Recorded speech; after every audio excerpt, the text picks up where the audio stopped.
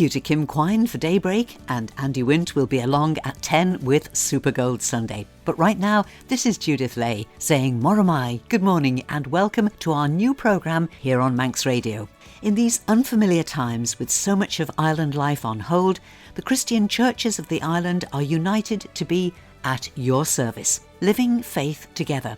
And each Sunday at this time, I'll be here to bring you music, reflection, prayer and some thoughts prepared by members of different churches around the island, all with the shared desire to lift us up, strengthen and encourage us. And so, as the doors of our churches stay closed, welcome. We are at your service. Manx Radio. Now you're going to hear different voices, and I do want to reassure you that we didn't break any social distancing rules.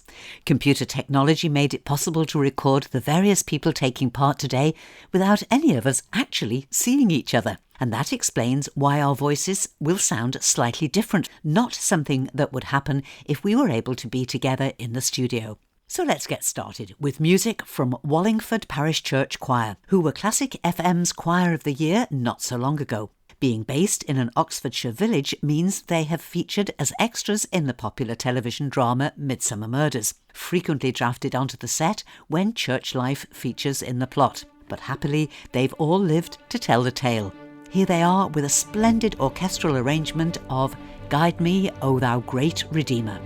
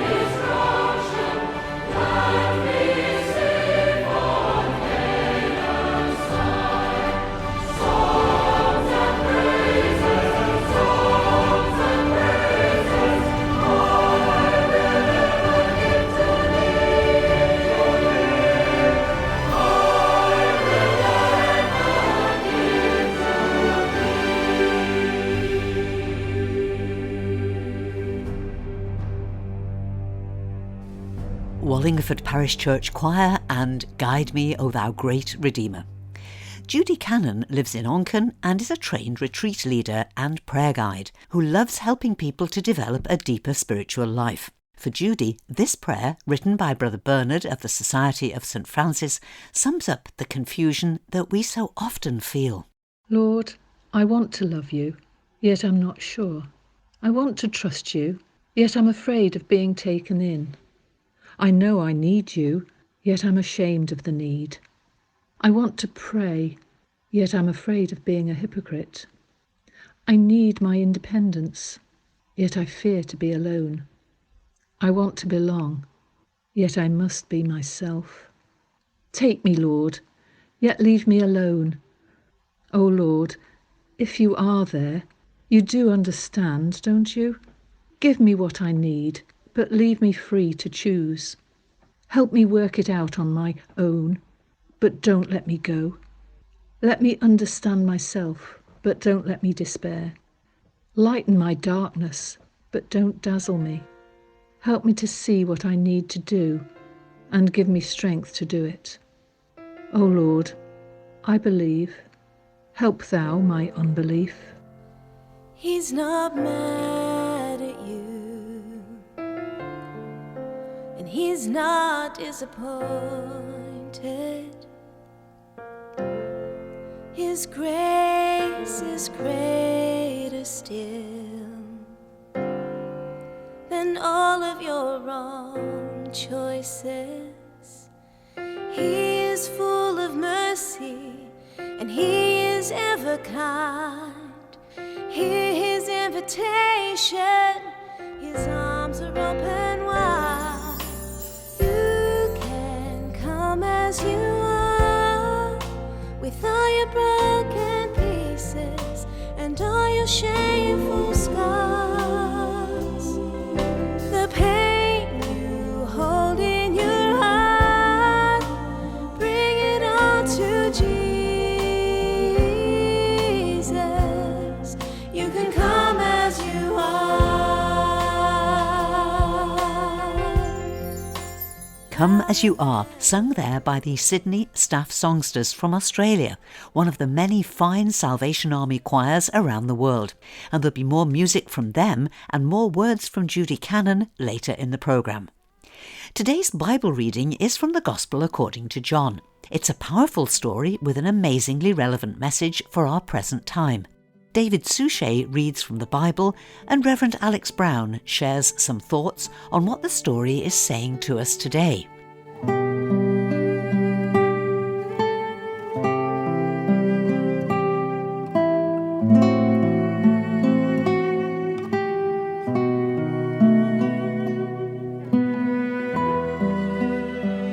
We all have 24 hours in a day, but we don't all have the same span of time.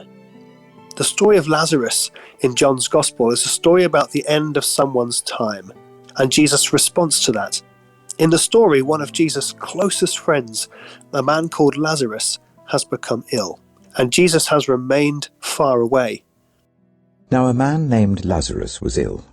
He was from Bethany, the village of Mary, and her sister Martha. So the sisters sent word to Jesus, "Lord, the one you love is ill." When he heard this, Jesus said, "This illness will not end in death. No, it is for God's glory, so that God's Son may be glorified through it." Now Jesus loved Martha and her sister and Lazarus. So when he heard that Lazarus was ill, he stayed where he was for 2 more days, and then he said to his disciples, "Let us go back to Judea." "But Rabbi," they said, "a short while ago the Jews there tried to stone you, and yet you're going back?" Jesus answered, "Are there not 12 hours of daylight? Anyone who walks in the daytime will not stumble, for they see by this world's light. It is when a person walks at night that they stumble, for they have no light." After he had said this, he went on to tell them, "Our friend Lazarus has fallen asleep, but I'm going there to wake him up." His disciples replied, "Lord, if he sleeps, he will get better." Jesus had been speaking of his death, but his disciples thought he meant natural sleep. So then he told them plainly, "Lazarus is dead, and for your sake I'm glad I was not there, so that you may believe. But let us go to him." On his arrival, Jesus found that Lazarus had already been in the tomb for 4 days. Now Bethany was less than 2 miles from Jerusalem, and many Jews had come to Martha and Mary to comfort them in the loss of their brother.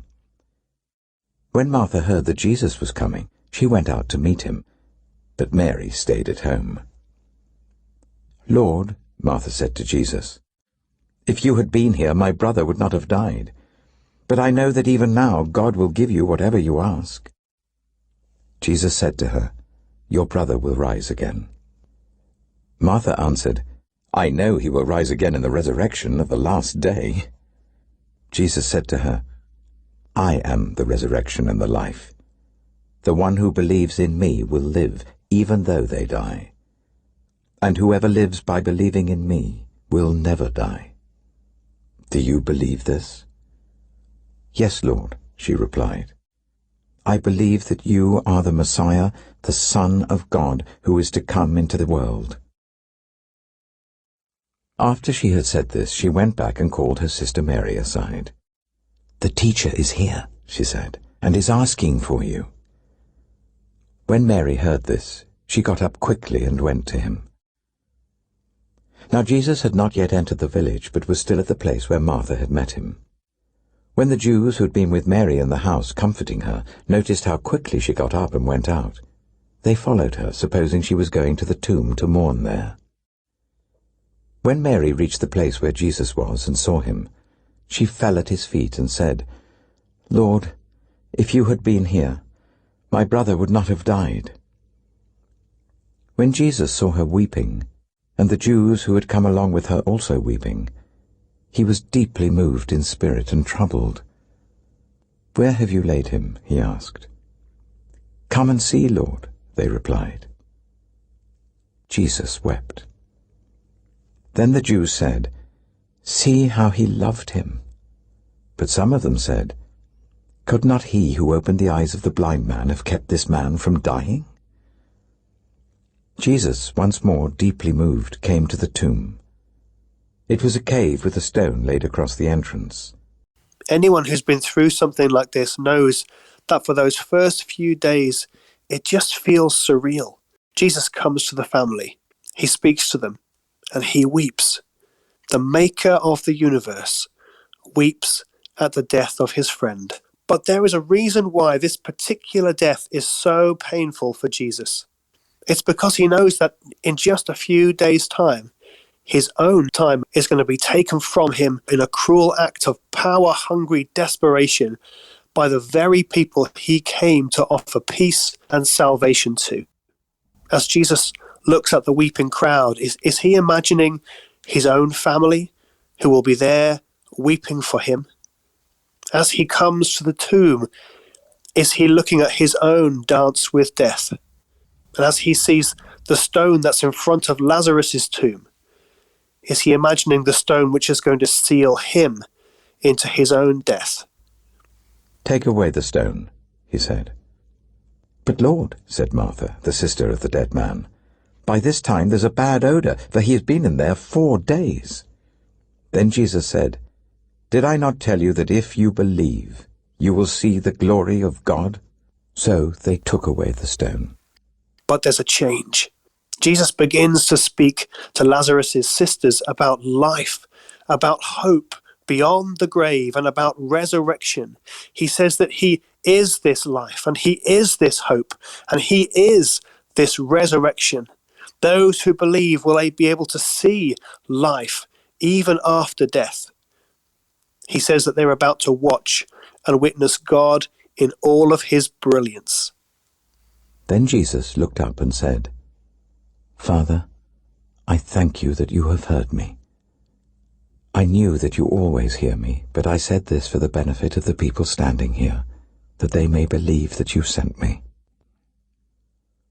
When he had said this, Jesus called in a loud voice, "Lazarus, come out."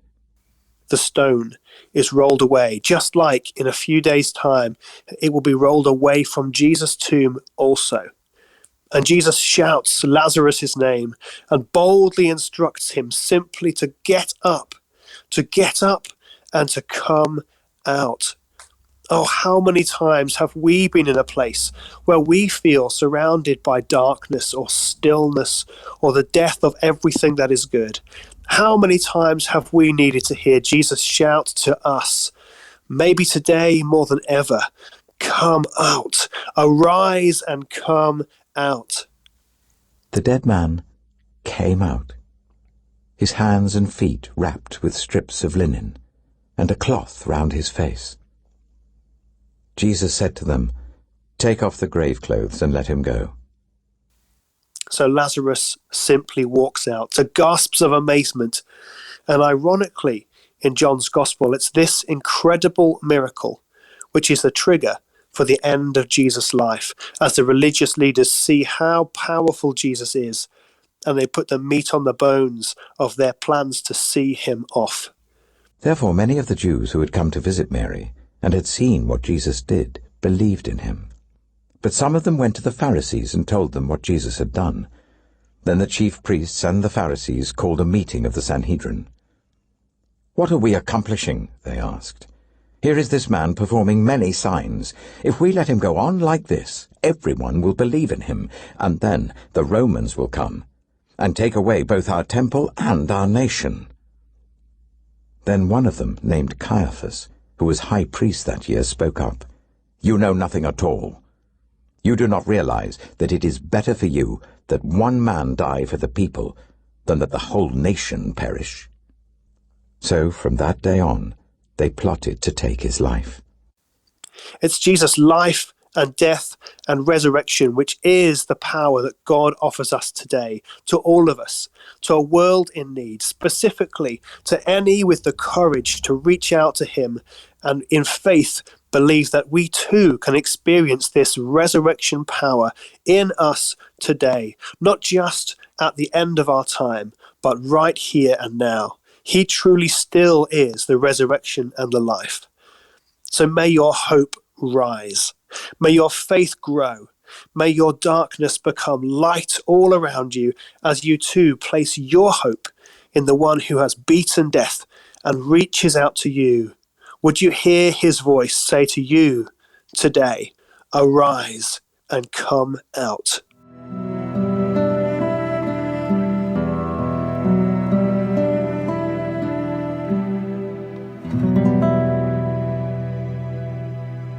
Thank you to Reverend Alex Brown for reflecting on the story of the raising of Lazarus from the dead, as told in St. John's Gospel. You heard Alex mention the death and resurrection of Jesus himself, and that story that's at the very heart of our Christian faith is what we'll be exploring in words, music and reflections on this programme over the next 2 Sundays, Palm Sunday and then the great feast of Easter. I do hope you'll be listening.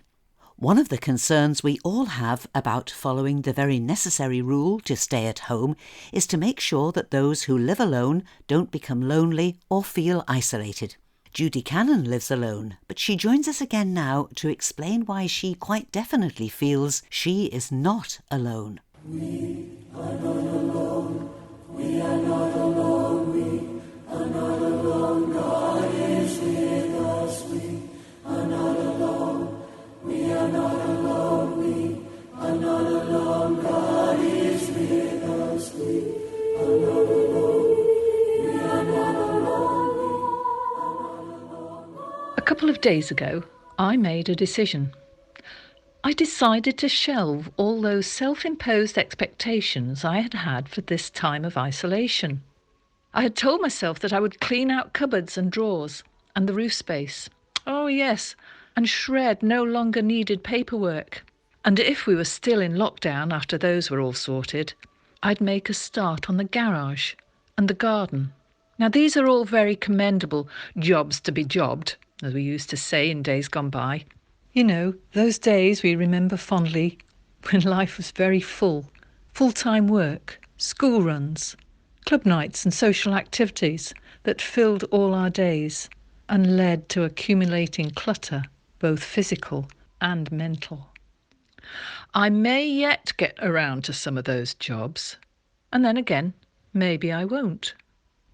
One thing's for sure, I don't want to listen to my inner bully any longer. This bully voice is one I've listened to for too long, driving me on to do more. It's the one I've heard say, "You really shouldn't waste this time doing nothing. Looking out of the window and seeing something I've never seen before. Standing at the front door, experiencing the breeze on my face. Listening to the sound of the birds? Yes, and really hearing them, as if for the first time, with no background noise of overhead aircraft. What a waste! What can you possibly learn from doing all that? Our inner bully voice has spoken loudly to many of us in previous times too, and we've often felt we've nowhere to run to, so we continue to listen to it. We allow ourselves to be distracted by busyness and in the chaos and confusion that result. Our longings and our frustrations and our struggles, both internally and externally, increase. But I've begun to wonder, what if this time could all be part of a preparation for a something other, something bigger? We are not alone. We are not alone. We are not alone. God is with us. We are not alone. We are not alone. We are not alone. God is with us. We are not alone. Maybe I can feel physically alone in my house, but how I look on this time is my choice. If I live alone, I can no longer get a hug from a family member or a buddy. I can no longer go for a long trip in the car just to get away from the four walls. These freedoms and others are now limited. So has this time, this changed era, become the preparation for a something other? Could this possibly be a time of transformation for us all? The bully voice drives and demands action. The voice of love, kindness and gentleness says, "Come, find a resting and healing place where you are never alone." Can we treat these days of silence that we may have once feared as gift? Sitting quietly on our favourite chair, or standing at the front door, or gazing at a garden, may we discover a whole new world. I'm discovering that it isn't helpful for me to overanalyse or moralise right now, but to just sit and breathe, and to allow whatever it is to gently evolve. And with it may evolve insights yet to be discovered about my own personal connectedness with God and all God's created world. May we, in the silence, be able to recognise that we are never really, completely alone.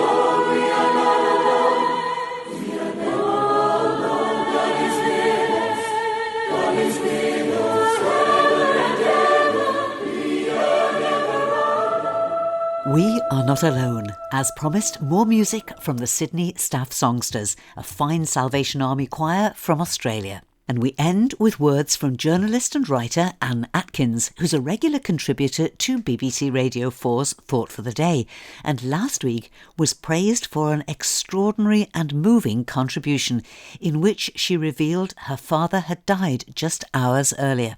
Anne's father, David Briggs, was a former head teacher of the famous King's College School in Cambridge, and as a boy he sang at the first ever Christmas Eve carol service broadcast from the famous University College in 1928.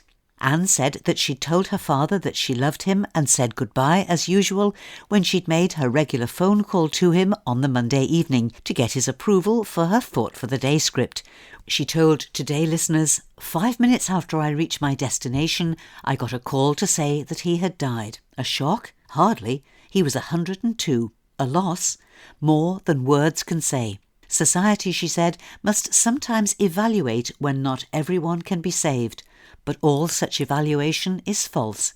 Death equalises all. No human life can ever be worth less than another. Listening to this reminded me of my first-hand experience of Anne's extraordinary ability to find absolutely the right thing to say in the worst of circumstances. In January 2003, Anne was the guest speaker at the President's Breakfast for members of Tynwald. The night Anne arrived on the island was the night of the tragic killing of Detective Constable Stephen Oake, as he and colleagues attempted to arrest a suspected terrorist in Manchester. You may remember that Stephen was the son of former Isle of Man Chief Constable Robin Oake. Anne Atkins didn't know Stephen or any of the Oake family, but she abandoned her prepared talk and spoke instead with great empathy about death and the Oake family's response to their tragic loss. Yes, I was terrifically struck by, really two aspects of the family's response. I think the first that everybody throughout the country was struck by was the forgiveness that was immediately extended to the man who took Stephen's life, which was a wonderful Christian witness for the rest of us. And even more important, perhaps, was the comment of one of the children, "See you in heaven." It's easy for us to sort of sentimentalise something like that and think of it as a kind of wishful thinking, like, hoping you'll see your favourite dog in heaven or whatever. It didn't strike me like that at all. It struck me that here are children who have an absolute certain hope. We tend to use hope in the wrong way sometimes, as if it's something that we hope will happen. This isn't that kind of hope. This is a certain hope that they will see their daddy again. And it was a very striking and moving thing, and I thought, what a difference the Christian faith makes, because they know they will see him again. God is with us, we are not alone. We are not alone, we are not alone. God is with us. We are not alone, God is with us. Thank you to Anne Atkins, Judy, Cannan and Reverend Alex Brown for joining me today, and my thanks to you for listening. And I'm working on an At Your Service blog that'll be available in a couple of days' time at manxradio.com, and it'll have details of online services, videos and other helpful material that you might like to look at. So if you're making anything available online to help whilst we can't meet together, email the details to judithlay@manxradio.com and I'll add it to the blog. And if you've got a favourite Easter hymn, do please let me know and I'll do my very best to include it in this programme in the coming weeks. But for now, this is Judith wishing you good health in the days ahead. Let's stay home absolutely as much as possible to protect our community and those we love. And next Sunday morning at 9:30, the churches of the island will once again unite to be at your service, living faith together here on your Manx Radio. Bye for now.